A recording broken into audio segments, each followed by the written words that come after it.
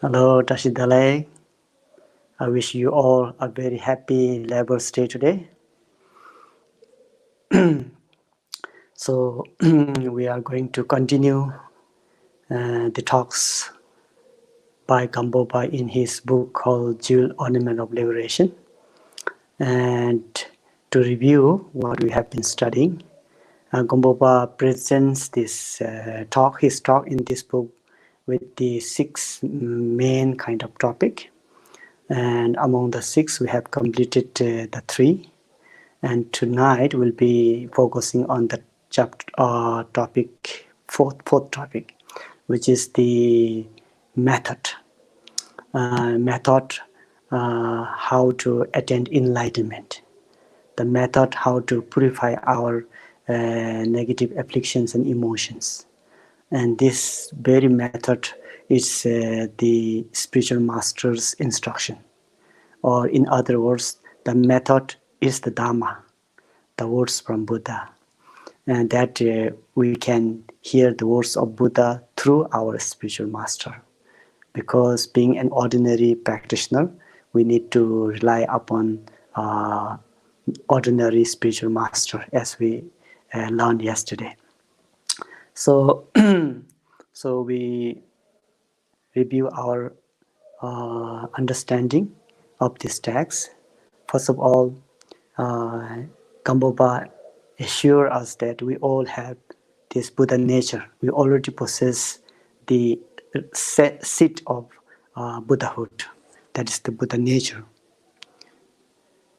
The Buddha nature that is present in all sentient beings. And the second is that in order to actualize this Buddha nature in the awakened state of mind, to the awakened state of mind, what we need is we need a very good working basis. And the excellent working base, according to GAMPOPA, in his teaching here, is the precious human life, which is inclusive of 2 qualities, 8 lashes and 10 endowments with 3 faiths. So we have been fortunate enough to be able to attain this spiritual, special, excellent, precious human life. And even though if we have this body and the seat, but it is still not so easy to attain enlightenment because of the power of our previous lives, karma, or in other words, because of the force of our habitual tendency. We have been habituated in involving in cause of suffering, involving in negative afflictions and emotions for so many lifetimes. And because of that, if you do not have someone who can show us the path, someone who can teach us the method how we can be liberated from this kind of habitual tendency, then it is very hard to attain enlightenment. And because of that reason, it is very necessary for us to attend spiritual master. And by the grace and by the kindness of spiritual masters and his instructions, we will be able to liberate ourselves from the suffering of samsara. We will be able to uproot this habitual tendency of involving in non-virtuous act. And the way how we can liberate ourselves from this kind of negative afflictions and emotions is through practicing the spiritual master's instruction. And that is why it is called the method. So tonight we'll be trying to understand what are the method. And this very chapter, the method, it is the huge chapter. It is inclusive of 16 different chapters. So this method, the method, will teach us how one can purify our 2 obscurations, how one can attain or accomplish the 2 accomplishments, or in order to attain enlightenment. So in order to attain enlightenment, what we need to do is we need to uh, eliminate or dispel all the obscurations, and we need to accumulate merits and wisdom. So because of these two reasons, we need to have a special spiritual masters from whom we will be able to receive these teachings and put them into our practice. Okay, so before we start, we'll recite refuge prayers and generating bodhicitta.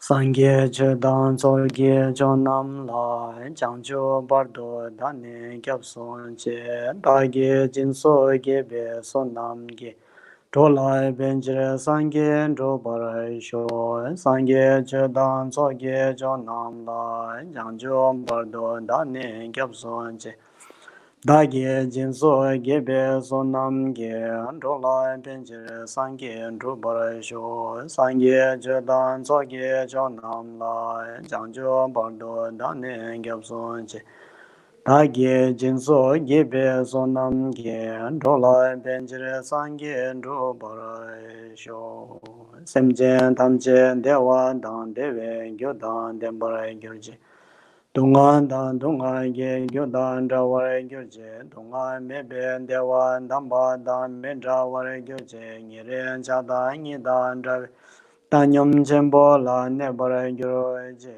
semjen tamjen dewa dan deve gyodan dembar gyurje dungan dan dungan ge gyodan drawar gyurje Dungan mebe dewa damba dan men drawar gyurje ngiren chada ngi dan draw tanyam jembo la nebar gyurje semjen tamjen dewa dan deve gyodan dembar gyurje Dungan dan dungan ge gyodan drawar gyurje dungan mebe dewa damba dan men drawar gyurje ngiren chada ngi dan draw tanyam jembo la nebar gyurje Omen chege inge bodana dusum sange gunge ngongi Rangsim chukro ngunsum denze ba zawe la me shabla ngunja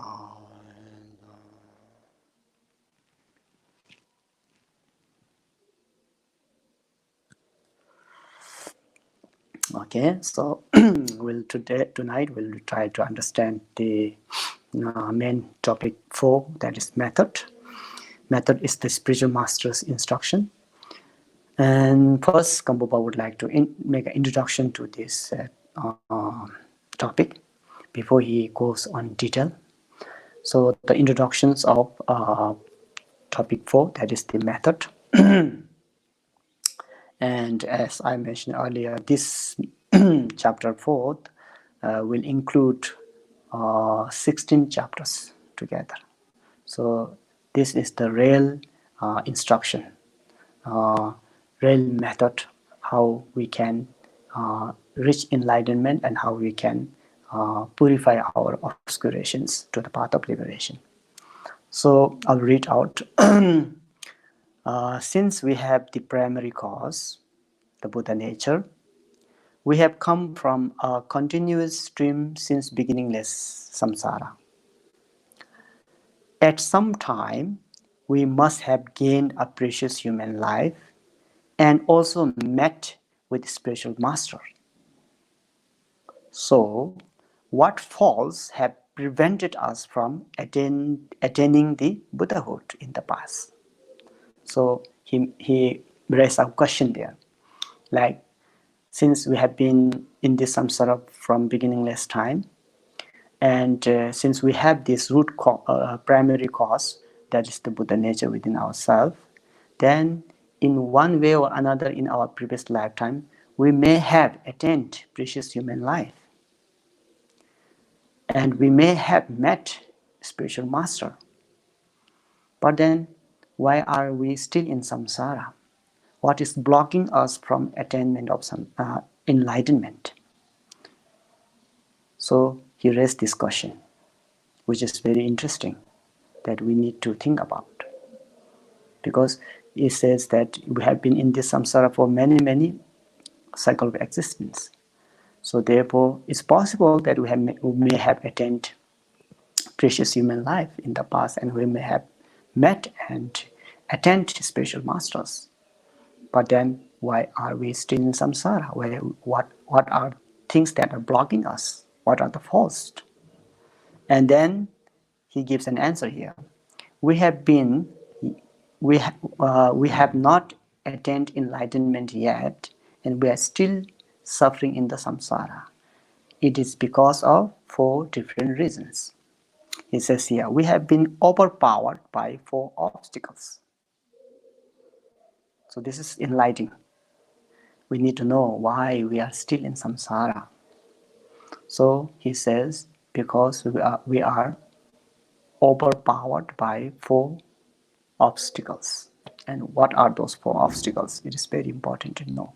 If we know those obstacles, then we'll be able to eliminate or dispel those obstacles.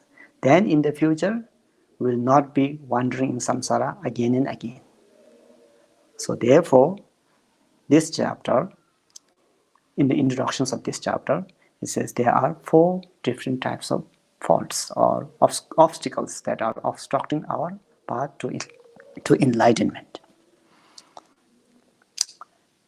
Then what are these 4 obstacles to the attainment of Buddhahood? Another question. And the answer is being attached to this life's activity. That's obstacle number 1. Being attached to this life's activity, which means involving to make this life or to make wealth, education, money, prosperities. So since we have so much attachment to this lifetime, this life's activity, then it is very hard to practice the Dharma. That is why this is one kind of obstacles. Yes, we may have met spiritual master in the past, we may have attained precious human body in the past, and commonly we all have Buddha nature. And still, the reason why we have not attained enlightenment is because we are so attached to this lifetime. We are too busy involving making this lifetime better. We are too much focused externally to the color and shape and figure, sound, smell, taste and texture. So because we did not look inwardly, because we did not try to cultivate internal positiveness, we are too busy with the involvement of external phenomena. We think this life is so important. We think we must achieve anything to make this life beautiful, luxurious, comfortable. And because of that, we did not pay much attention to the internal value of loving kindness, compassion, forgiveness, generosity, so on. So this is one of the obstacles that is blocking us from attainment of enlightenment. Obstacle number 1. Obstacle number 2, he says here, being attached to the pleasure of samsara. So earlier was only this lifetime, that means human life, the present life. Then the second obstacle is attachment to the pleasure of samsara. So this can also be human life's pleasure, and also it can be the pleasure of higher realms, pleasure of God realms. So since we are too attached to the pleasure of samsara, not knowing that this pleasure of samsara are temporarily, not knowing that this pleasure of samsara are impermanence by nature. So we put lots of effort, we put lots of energy in order to gain those fame and name and pleasures of samsara. And because of that, we did not have enough time to look inwardly, to meditate, to contemplate, to enrich our internal values, to cultivate our mind into positiveness for the benefit of oneself and others. So this is another type of obstacle that were blocking us from attainment of enlightenment. Then the third obstacle that he mentions here is the being attached to peace. What does that mean? Being attached to peace here should mean not only the peace in the human realm, but or the ordinary human realm, or the peace in samsara, but it means further in attainment of realization.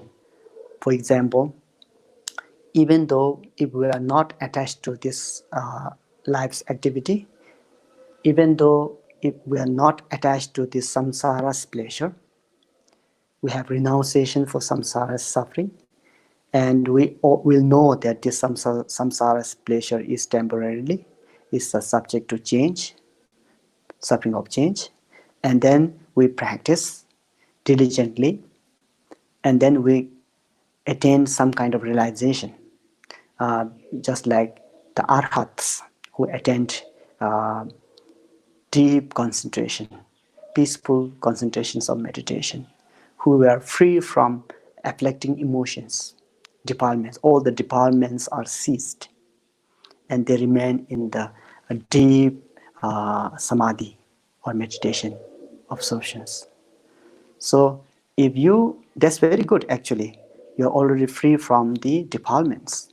You have already purified it, the obscurations of afflicting emotions. Wonderful. You have purified anger, jealousy, pride, stinginess, attachment, so on and so forth. But then, on the other hand, you are remaining in that absorption, remaining in that samadhi for very, very long time, which then makes that little bit of inactive.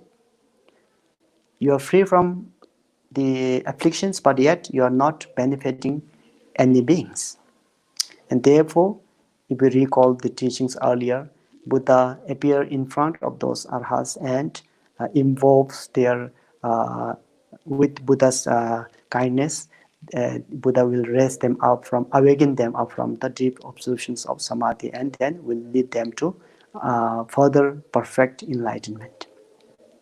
So therefore, we have not been able to attain fully enlightenment because this would be one of the reasons why, and that's why it says this is also another type of obstacles obstructing our perfect and complete enlightenment. Okay, so this is the third reason why. And finally, GAMPOPA says here, not understanding the method by which enlightenment is achieved. So it simply means that not knowing the method, how to attain enlightenment, not knowing, simply not knowing the method, how to cultivate bodhicitta. Okay, you don't have attachment to this life's activity. You don't have attachment to the pleasure of samsara. You have some renunciations, but you don't really know how to practice the Dharma. You don't have the instructions. So that will be another case here, another reason why we have not attained enlightenment. So these four obstacles have overpowered us from reaching the enlightenment state of mind. So these are the four main reasons why we still are suffering in samsara. Next, he says, how can these four obstacles be dispelled? So this is very important. First, we need to acknowledge that there are these four types of obstacles that are obstructing our path to enlightenment. Then second thing what we need to do is, now we need to know how to dispel those obstacles. We need to apply antidotes or remedies in order to dispel those obstacles. Otherwise, it will be same, we'll be still remaining wandering in samsara, even though we have obtained this precious human life, even though we have attended spiritual masters, even though we have the Buddha nature as the primary cause. If we do not purify these 4 different types of obstacles in our path, then it is very hard to attain enlightenment. So therefore, this chapter will tell us what are those methods in order to purify those 4 different types of obstacles. So he says here, these 4 obstacles can be dispelled by practicing the instructions heard from the spiritual master. That is why attending spiritual master is so important, because we don't know how to purify our obscurations and we don't know how to accumulate merit and promoted wisdom. Therefore, we need to attend spiritual master. And attending spiritual master, we have to attend spiritual masters in a way that it can benefit oneself and others. Like yesterday, we learned how we can attend spiritual masters. There are many different types of ways how we can attend spiritual masters, right? Through service and respect, through faith and devotion, and through practicing what he has taught you. So among these 3, the third one is the perfect one. That is the real method how we can really implement those instructions into our day-to-day life and then eliminate our suffering of samsara, or the cause of suffering of samsara. Okay, so just by attending spiritual master, just by paying respect, just by giving service to spiritual masters, just having faith and devotion is not enough. And it will not make spiritual masters very happy compared with the third type of attending spiritual master, which is really practicing what you have heard from spiritual masters, really putting the instructions into our practice. Then that will be your best offerings to spiritual master. Your spiritual master will be so delighted and happy when he or she sees you really practicing the Dharma, you're really implementing what he has taught you or she has taught you. Okay? So, what are those instructions then? How many instructions of the spiritual masters are there? There are 4. Since we have 4 obstacles, we have 4 instructions, the remedy or antidote. Okay? In order to dispel 4 obstacles, we have 4 instructions as antidote. So this is very helpful. The first one is the instructions on meditation on impermanence.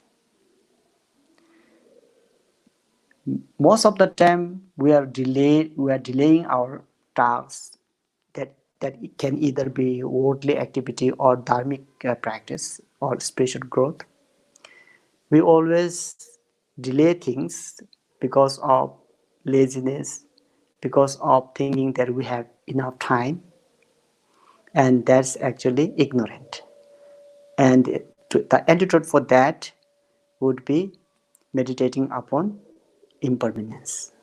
So the first obstacle was having attachment to this life's activity. Okay, so when you have attachment to this life's activity, that obstructs us from working on internal practice. So when you understand and try to meditate on impermanence nature of things, then you will pay more attention to the internal practice of the Dharma, or you will think it will help you that you don't have enough time, everything changes, nothing lasts forever, so you need to do things right away, right? So this will help us. The teachings in impermanence is very, very beneficial actually. And there's a quote from someone, I don't know the name, but I've seen one quote saying, we must be diligent today. To wait until tomorrow is too late. Death comes unexpectedly. How can we bargain with it?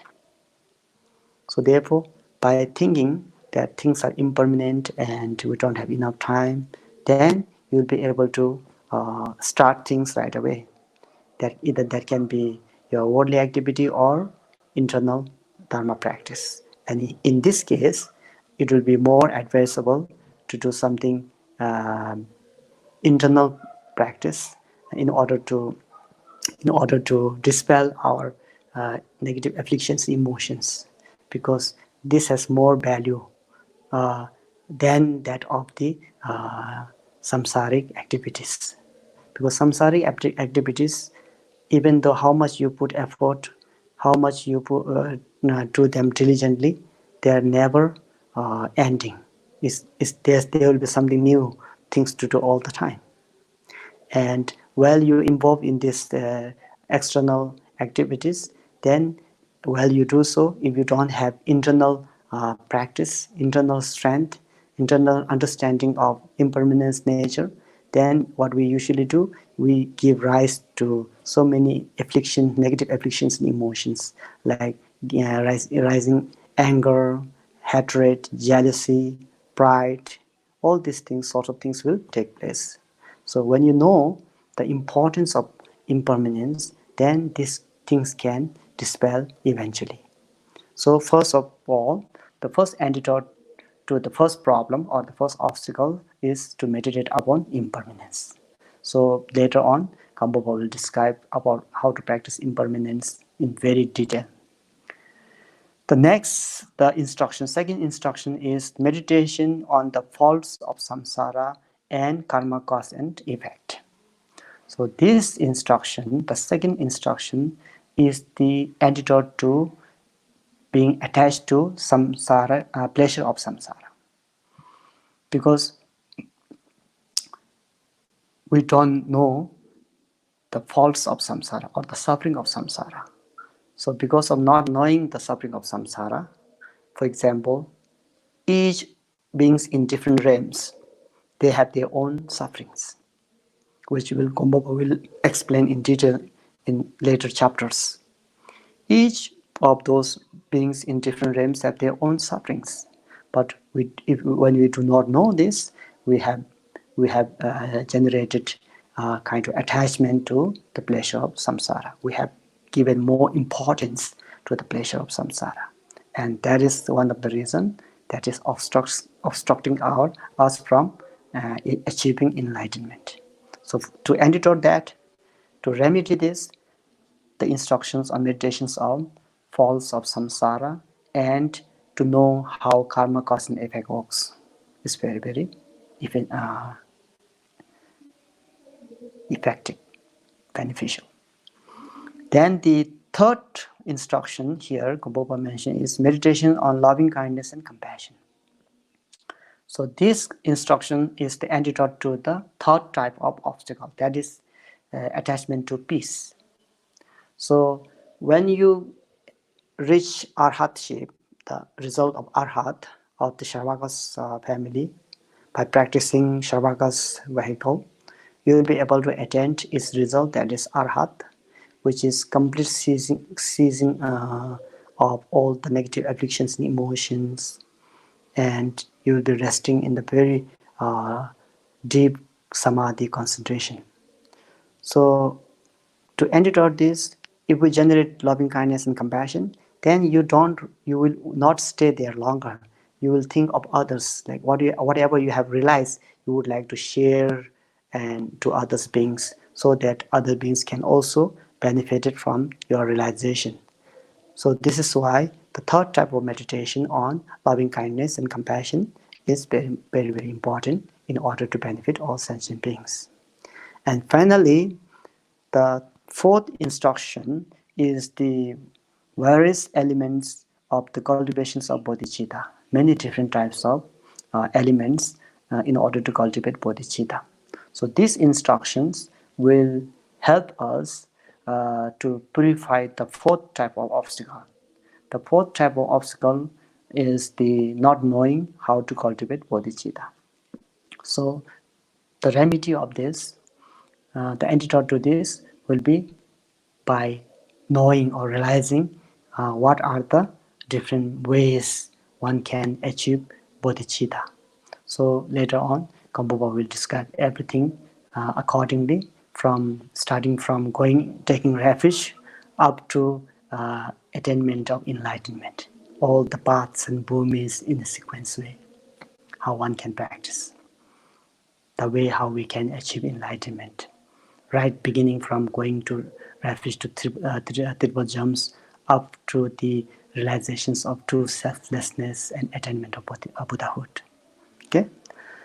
So in other words, the instructions on the meditation practice regarding impermanence is the antidote to the first type of obstacle, that is the attachment to this life's activities. Instructions on the meditation practice regarding reflections on the faults of samsara and karma cause and effect is the antidote to the attachment to pleasure of samsara. Instructions on the meditation practice regarding loving kindness and compassion is the antidote to attachment to peace. And finally, instruction on how to cultivate bodhicitta, how to process paths and bhumi is the direct antidote to not knowing how to cultivate bodhicitta or not knowing how to practice the path that lead us to Buddhahood. Okay, so these are the different instructions in order to dispel the 4 different types of obstacles. So he says, these are the factors used to cultivate the mind and develop bodhicitta. And we try to study Buddha's teaching, especially Mahayana vehicle. Whatever method Buddha was teaching us is all related with cultivations of our mind. It's all about how to take care of your mind. Usually we have a body and we have a mind, right? So we do take care of our body. There's no problem. We know how to take care of our body by having good meals, being careful of what we eat, doing exercises, taking shower or bath, using different types of conditions and shampoos and soaps, using different types of method in order to make fitness of our body hygiene. But the problem is we don't pay so much attention about mental health, how to make our mind healthy. So this Buddha's teaching are all about cultivating mind, about cultivating bodhicitta, how to purify our mind, how to make our mind healthy and happier and healthier. So usually what we do is, because of our not knowing the way how we can cultivate our mind or purify our mind or enrich our mind, what we usually do is we don't pay so much attention to our mind, to purify our mind, to filter our mind, just like we do with our body. We pay lots of attention to our body. We clean our body so much. But our mind, we don't filter our mind so much. Whatever thoughts comes in our mind, we just act accordingly. If the anger give rise to our thought, we act accordingly through speech and action. So this creates lots of problem. When desire arises in our mind, we don't filter our mind. We don't pause there and see, if should I follow this or should I not? If I follow this desire, what are the beneficial effects and what are the troublesomes? We should always take care. We should always look internally. We should always investigate ourselves. When the jealousy arises, give rise to our mind, do we pause there and filter that, whether that's good for you or bad for you? Do we do this? We usually don't, and that's sad. So what Buddha teaches is always to filter your mind, always to make your mind happier and healthier. So that's why it's called mental health. So anything to do, any teachings of the Buddha is regarding to cultivate our mind. It's all focused for purifying our mind, to make our mind happier and healthier. So when your mind is happier and healthier, obviously your body will be happier and healthier. So, and you will make less trouble you make more people friendly. For example, if you are surrounded by nice and compassionate and generous people, obviously you'll be very comfortable, right? But if you are surrounded by people who are very ruthless, who are always getting angry, who are always making problems, and who are always making negative comments of others, then eventually your mind will be also disturbed, right? So therefore, what we need to do in the practice of Dharma is to always to try to wash your mind, filter your mind, take care of your mind. Okay, so this is what all the teachings of the Buddha is, to cultivate our mind, purify our mind, and make our mind happier and healthier. So as he says here, GAMPOPA says, they are the factors to use, cultivate mind and develop bodhicitta. From the time one starts taking refuge until one meditates on the meaning of true selflessness, or from the 5 paths until the 10 bhumis, all the Dharma teachings are included in the cultivations of bodhicitta. Some practices form the foundation for which to cultivate the enlightened mind. Some Dharma teachings are the object of the cultivations of mind. Some teachings are methods to cultivate the mind. Some teachings are training in the cultivations of mind. And some are the beneficial effects of the cultivations of the mind. And some teachings are the result of cultivations of the mind. So therefore, all the teachings, especially all the minor teachings, are included in cultivations of mind. Like whatever practice we do, whether it is the generation of bodhicitta, generating bodhicitta, or lojong practice, mind training practice, or 6 paramita practice, 4 immeasurable thought practice, giving and taking practice,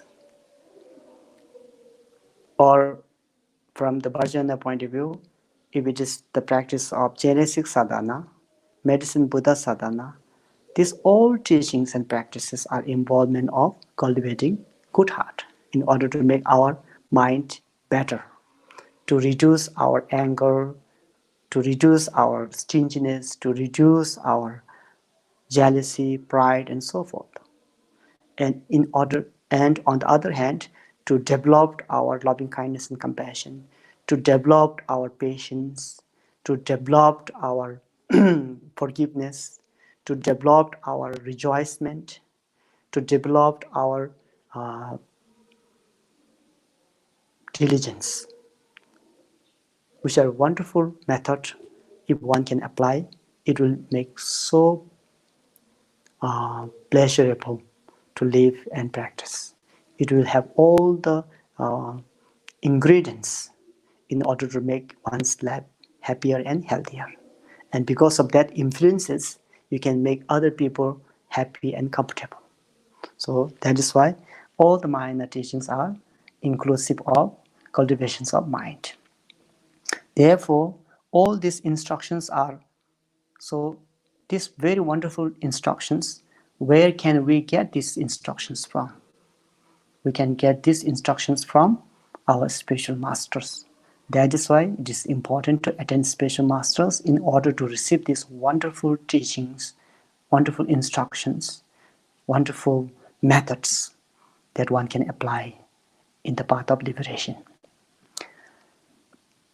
And he makes a quote from Planting the Noble Stock Sutra, which says, spiritual master is the source of all the virtuous teachings.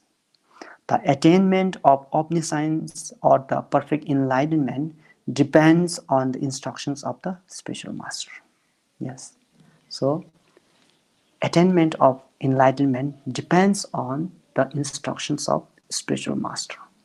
That is why it is very important to understand what are those instructions. So there are lots of different instructions by Buddha, 84,000 different types of instructions.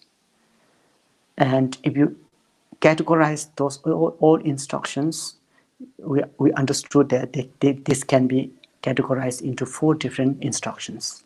Meditations on impermanence, meditations on reflections of samsara's fault and karma cause and effect, meditation on loving kindness and compassion, and meditation on cultivations of bodhicitta.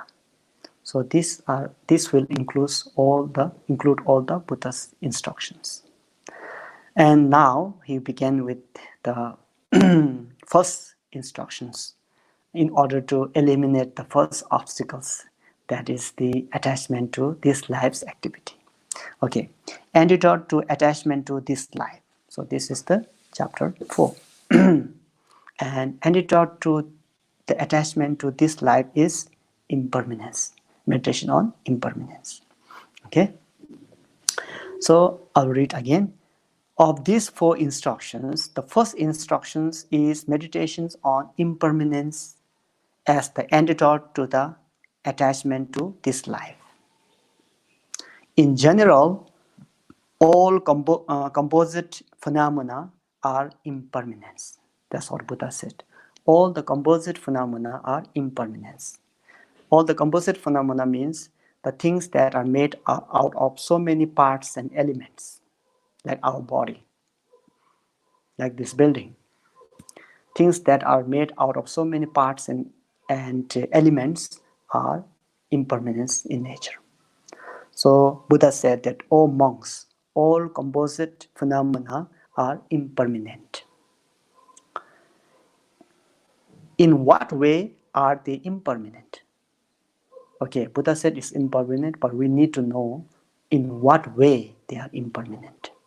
And he raised these questions, and then he has answered here. He said, the end of accumulation is dispersion. The end of all constructions is falling. The end of meeting is separating. The end of life is death. So in this way, all the composite phenomena are impermanent. Okay? So when we meet, obviously we will separate one day. When things grow, they will fall down. When we accumulate something, the end of it will be dispersion. When we raise something up today, eventually, because of impermanence nature, one day it will fall down naturally. So this shows that things are impermanent. Nothing lasts forever. Everything will change. So therefore, we should understand that every phenomena, every composite phenomena are impermanence.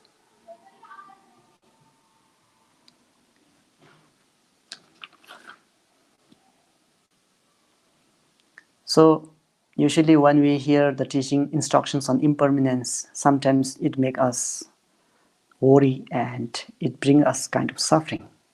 But then Thich Nhat Hanh, in one of his teaching, he said, it is not impermanent that makes us suffer. What makes us suffer is wanting things to be permanent when they are not. This is enlightening,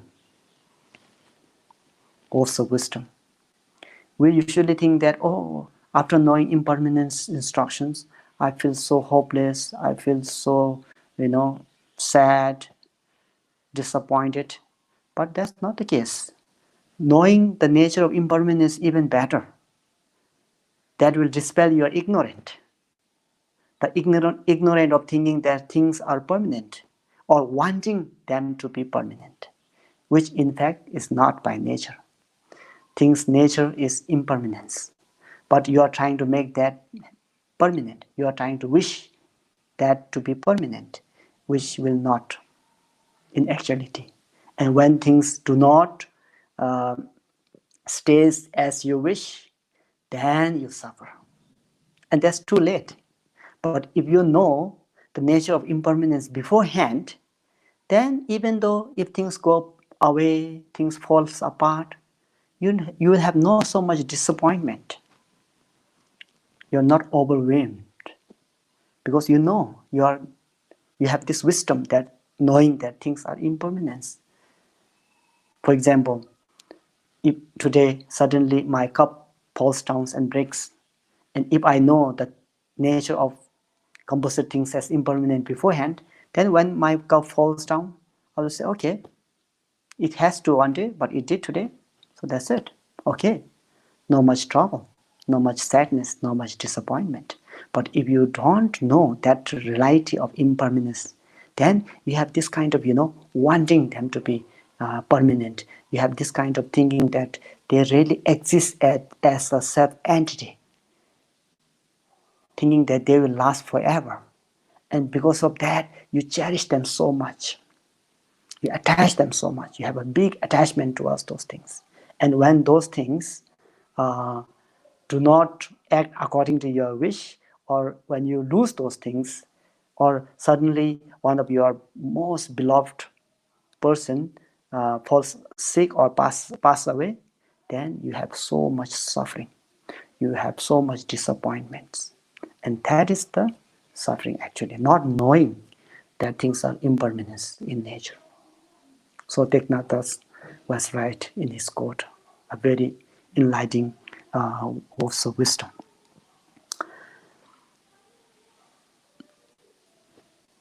And the same quote from the verse spoken intentionally sutra says, the results of all accumulation is dispersion. The results of constructions is falling. All who meet together separate one day. The end of life is death. So the among the three sufferings, the all pervading suffering, that is once you are born today and until you die, there's this constant changes. There's this guarantee of uh, leaving this body one day. So that's what we know as all pervading suffering. Okay, so he told us we need to meditate upon those instructions, right? The first instruction is about meditation on impermanence. Then next is how do we meditate on this impermanence? So we need to know method, how we can meditate on impermanence. The summary. So in order to present this chapter 4, which is impermanent, which is the antidote to the attachment of this life, it can be presented with three different points. The first, classification, how many types of impermanence are there. Second, method of meditation, how we can meditate impermanence, how the way how we can meditate upon impermanence. And the third one is beneficial effects of meditation. After you meditate, after you know that things are impermanent, and what is the beneficial effect of it. So these three comprise this chapter 4. Okay. So the first one, classification. As to classification, there are two types of impermanence. Number one, impermanence of outer world, this outer world that we are living in. And second is the impermanence of the inner sentient beings. So in Abhidhamma, Buddha's teaching in Abhidhamma, talks about external container and internal content. External container is the earth, the universe, and internal content who are living here in this earth are the sentient beings or the world. So therefore, the impermanence of outside world and impermanence of inside sentient beings. So GAMPOPA will teach us accordingly. First, try to understand the impermanence nature of outside world, and slowly going back into the internal sentient beings, how we are nature of impermanence. Okay. In addition, impermanence of outer world is categorized into two parts. Again, impermanence of outer world is also categorized into two parts. gross or impermanence and subtle impermanence. The inner world also can be categorized into two parts: impermanence of others and impermanence of oneself. Okay, so in this way how GAMPOPA will be presenting the instructions on impermanence. The first, these two. Then now we finish classification of impermanence, and the second is method, how one can meditate on impermanence of external world and internal sentient beings. The method of meditation on impermanence. First one, impermanence of outer world. First, consider the gross impermanence of outer world. From down below this cosmic circle of wind up to the fourth stage of meditative concentration, there is nothing that has the nature of permanence or solidity. Nothing is unchanging. That means everything changes. Nothing is permanent. Sometimes everything from first stage of meditative concentrations and below is destroyed by fire. Sometimes everything from the second stage of meditative concentration and below is destroyed by water. And sometimes everything from the third stage of meditative concentration and below is destroyed by wind. So GAMPOPA is sharing the instructions from Abhidhamma. In Abhidhamma, says that this whole universe will be destroyed by fire, water, and wind. And in order to understand this, what GAMPOPA meant here, the fourth meditative concentration, the third meditative concentration, the second meditative concentration, that means we need to recall what we learned before. In Buddhist cosmology, according to Buddhist cosmology, there are three worlds, right? Three spheres or dhatus, and those are desire realm, form realm, and formless realm. In Sanskrit, it's called Kama Dhatu, Rupa Dhatu, and Arupa Dhatu. So the meditative concentration that GAMPOPA is talking now here are the meditative concentrations in the Rupa Dhatu, or the form realm of the God. So in the Rupa Dhatu, there are 4 different stages of concentration, meditative concentration. So they sit on deep concentration, meditative concentrations. So these destructions of external outer world will take place up to fourth meditative concentration. Up to fourth, not the fourth, but up to fourth. That means first, second, and third meditative concentration who are abiding on this 3 meditative concentration will be destroyed by fire, wind, and water. So that's why he meant here. When the world is destroyed by fire, so how it destroys? What will remain when it is destroyed? So he says, when the world is destroyed by fire, it does not even leave any ash, like oil consumed by fire. And when the world is destroyed by water, no sediment is left, like salt dissolved in water. When the world is destroyed by wind, not even a tiny particle remains, like a heap of dust blown by a strong wind. So these are mentioned in Abhidhamma. So there's a quote from Abhidhamma. This world will be destroyed by fire 7 times and then once by water. When it has been destroyed by water 7 times, then it will be destroyed by fire 7 times. At the end, it will be destroyed by wind. So it was mentioned in Abhidhamma of how the external world will diminish itself as a nature of impermanence.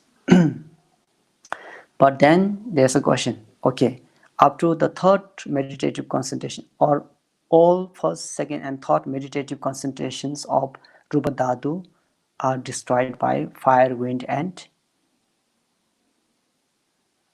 water. And what about the fourth meditative concentration? So there's a clarification here.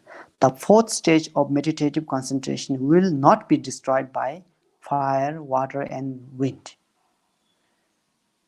Then does that mean that the fourth meditative concentration, who are abiding fourth meditative concentration in Rupa Dhatu, is permanent? The answer is no. It will destroy by itself. It says here, it is self-extinguishing when the sentient beings within it dies. So when the sentient beings disappear from that observation, who are observing that fourth kind of meditative concentration, when those sentient beings dies, the external world that they are abiding will also disappear automatically. So that is why still there are no other than nature of impermanence. Okay. So there's a quote from Abhidhamma of this too. The impermanence of those palaces arises and dissolves with the sentient beings, the fourth stage of meditative concentration in Rupa Dhatu.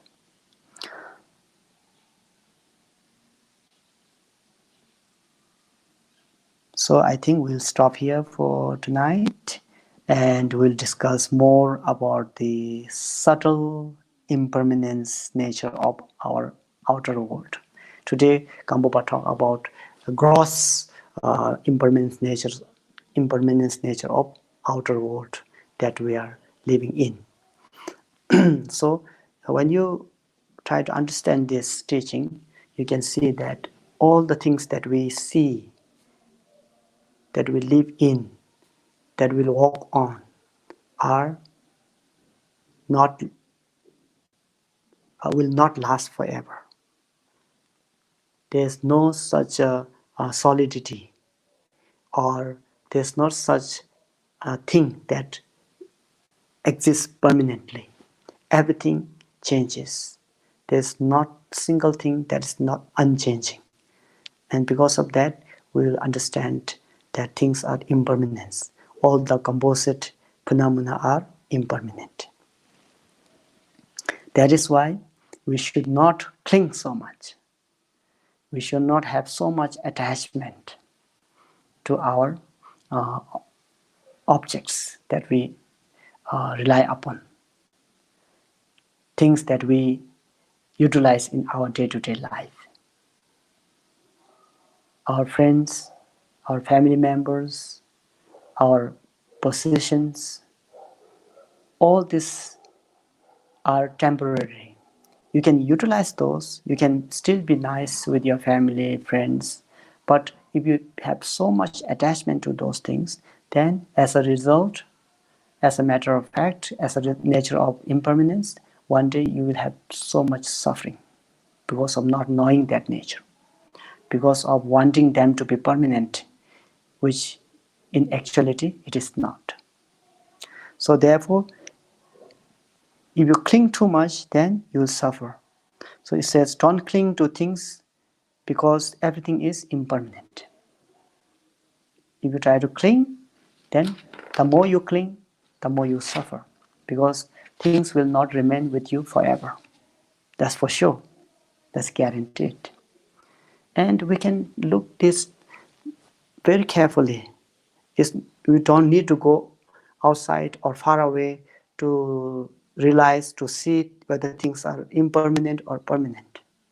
We can just look within ourselves, within our family members. We have grandparents and great-grandparents, right? But most of them are not with us now. We can only see them in pictures. Pictures in the frame. Those are hang out on our walls. And this indicates that things are impermanent. Nothing lasts forever. Nothing is permanent. The very close example of impermanence is that picture on that frame of your great-grandparents or grandparents. So we, as a matter of fact of nature of impermanence, we will also leave this world one day. So therefore, if you know these things, nature of impermanence earlier, is better. And that is why some practitioners, when they realize the emptiness nature, the impermanence nature of phenomena, they really thank. They thank the impermanence that everything is possible. Because if things are permanent, solid, then we couldn't change. We can't change, right? If that person is always bad, then it's very unfortunate. We can't change. But because of impermanence nature, we can always change. And that's the good sign of impermanence. Okay, so we'll leave here for tonight. Teachings on impermanence, and tomorrow we'll continue understanding the subtle impermanence nature of outer world. Thank you very much, and let us do dedication prayers. So nam de ye tam je zegba nye tam ne nye be ta nam pam je ne ke ga na che ba la tru ba ye se be zo le do wa ra shu.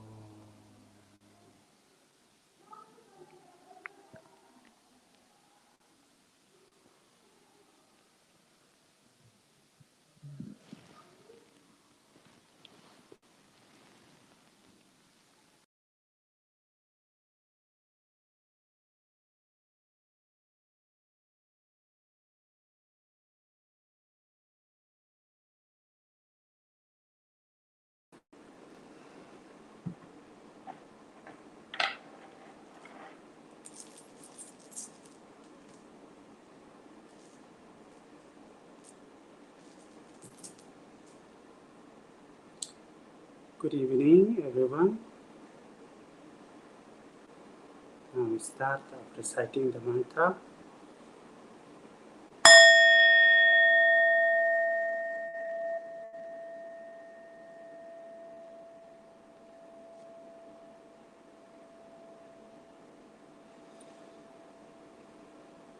Okay, first we're taking refuge and generating bodhicitta. Therefore, you visualize in front of you the sky, your guru, and surrounded by Buddha, Dharma, Sangha, Lama, Yidam, protectors are there. Then with your faith and devotion, we take refuge and generate bodhicitta. Sanje Jedan Sogi Jonam La Janjoy Brato Dani Jasoy Je Dagi Jinsoy Jebe Sunange Dala Benje Sanje Do Barajo Sanje Jedan Zogi Chana La Janjoy Barado Dani Jasoje Dagi Jinso Jibi Sunange Dala Benje Sanje To Barajo Sanje Jedan Zogi Jonala Janjoy Barado Dani Jasoje Dagi Jinso Jibi Sunange Dala Benje Sanje Do Barajo Sem Je Tam Je Dewa Dan De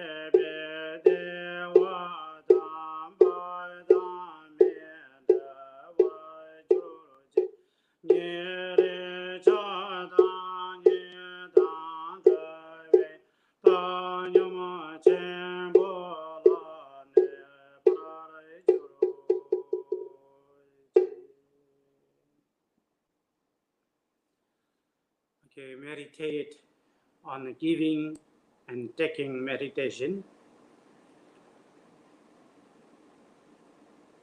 In Tibetan, we call it Tong Len. Tong means give, Len means take.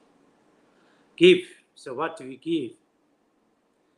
Give means our love, compassion, our merits, our virtues are all give to Mother Sentient Beings. Take means we take their pain, sufferings, obstacles, obscurations, and the cause of the sufferings, cause of the pain are the three poisons: ignorance, attachment, anger, hatred. They are the cause of the suffering. That we take their suffering and the cause of the suffering. Now this meditation apply with your breathing. When you breathe in, then you visualize that all the Mother Sentient Beings, their sufferings, their pain, their obscurations, and the cause of the pain and the suffering is ignorance, attachments, angers. They all come out from their body, form of black smoke. They breathe in together, your breathing, and go into your heart level. At the heart, if you have some fear that I'm taking all the suffering and cause suffering, may it will affect me. I get all the suffering. If you have this kind of doubt, then you visualize that at your heart level. Small fire there. Then this fire will burn all the whatever we have taken negative from our Mother's beings. They all burn, they just vanish. Then when you breathe out, then you visualize that from your body, all your merits, virtues, your happiness, and cause of a happiness. The cause of a happiness is love, compassion.